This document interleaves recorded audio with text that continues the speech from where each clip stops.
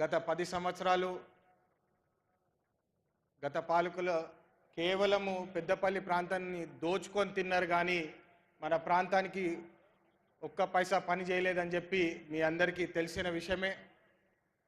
పెద్దపల్లి ప్రాంతం అంటేనే వనరులు చాలా ఎక్కువ, ఇక్కడ పంట బాగా పండుతుంది, మన సింగరేణి ఉంటుంది, పని చేయాలంటే చాలా ఉంటుంది. కానీ గత 10 సంవత్సరాలు కేవలం ఇక్కడ దోచుకున్నారు కానీ ఇక్కడ తెచ్చిన నిధులు లేవు, నియామకాలు లేవు అని చెప్పి ఈ సందర్భంగా ఒకసారి గుర్తు చేస్తున్నాను.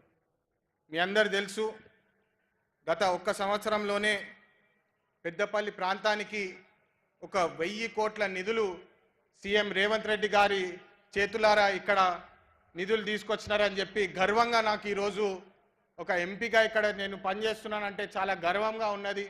పెద్దపల్లి ప్రాంతానికి ఇంకా మరిన్ని నిధులు తీసుకొచ్చే బాధ్యత మా మీద ఉన్నది. ఖచ్చితంగా ఇక్కడ పనులు చేసి తీరుతామని చెప్పి ఈ సందర్భంగా మళ్ళొకసారి మాటిస్తున్నాను.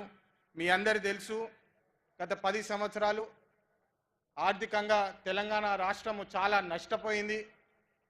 దాదాపు 7 లక్షల కోట్ల రూపాయల అప్పుల పాలయ్యి రాష్ట్రాన్ని ఇబ్బందిలో పెట్టేసి టీఆర్ఎస్ పార్టీ వీడ్చి వెళ్ళిపోయింది. కానీ ఇన్ని కష్టాలున్నా, ఆర్థికంగా ఇన్ని కష్టాలున్నా మన సీఎం రేవంత్ రెడ్డి గారు ఏమైనా సరే 6 గ్యారంటీల మీద పట్టుకొని ఉండాలి. ఎన్ని కష్టాలు వచ్చినా నష్టాలు వచ్చినా ప్రజలకు మాటిచ్చినాము, ఇది ప్రజాపాలన అని చెప్పి ప్రజలకు పని చేస్తామని చెప్పి నిధులు ఏదన్నా చేసి నిధులు తీసుకొచ్చే బాధ్యత తీసుకున్నారు.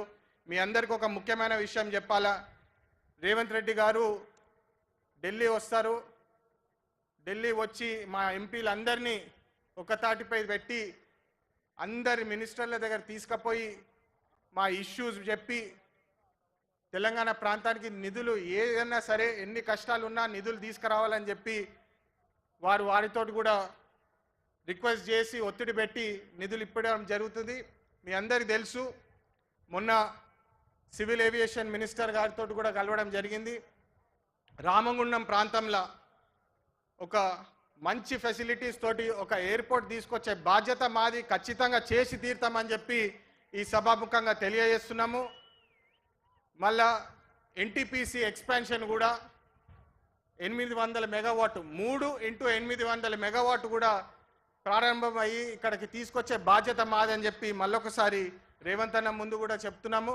ఖచ్చితంగా ఈ 2 అతి తొందరగా తీసుకొస్తామని చెప్పి మీ అందరికి మాటిస్తున్నాను. మళ్ళొక ముఖ్యమైన విషయము, క్యాంపెయినింగ్ అప్పుడు చెప్పినాము, ఉద్యోగాలు తీసుకొచ్చే బాధ్యత మాది. ఖచ్చితంగా ఇక్కడ అనుబంధ సంస్థలు, పబ్లిక్ సెక్టర్ సంస్థలు తీసుకొచ్చి ఇక్కడ ఉద్యోగాలు కూడా ఇప్పిస్తాము, మన లోకల్ ఎంప్లాయ్మెంట్ కోసము ఇప్పిస్తామని చెప్పి అప్పుడు చెప్పినాము. దాని మీద కూడా పనిచేస్తున్నాము. ఖచ్చితంగా త్వరలో మీకు ఒక మంచి వార్త చెప్తామని చెప్పి మళ్ళొకసారి ఇంత పెద్ద సమావేశానికి రేవంత్ అన్నకి పెద్దపల్లి పవరు, పెద్దపల్లి ప్రేమ చూపించడానికి ఇంత పెద్ద ఎత్తున వచ్చిన అందరికీ నా హృదయపూర్వక ధన్యవాదాలు. 55,000 ఉద్యోగాలు ఈరోజు ప్రకటన చేసి అందరికి ఇస్తుంటే చాలా సంతోషకరమైన ఉంది. ఒక్క ముఖ్యమైన మాట, ఇక్కడ అడ్మినిస్ట్రేషన్ పాయింట్ ఆఫ్ వ్యూ కానివ్వండి, ప్రోటోకాల్ ప్రకారం కానివ్వండి, నన్ను పిలిచినా పిలవకపోయినా, నన్ను పేరు పెట్టినా పెట్టకపోయినా పెద్దపల్లి ప్రజల కోసం ఎల్లప్పుడూ ఉంటా అని చెప్పి మళ్ళొకసారి మీ అందరికీ నా మాటిస్తూ ధన్యవాదాలు. Thank you sir. Honourable MLC Jeevan Reddy గారి సందేశం. ఈనాటి ఈ సభ సమావేశ ముఖ్య అతిథులు తెలంగాణ రాష్ట్ర ప్రజల ప్రియతమ నాయకులైనటువంటి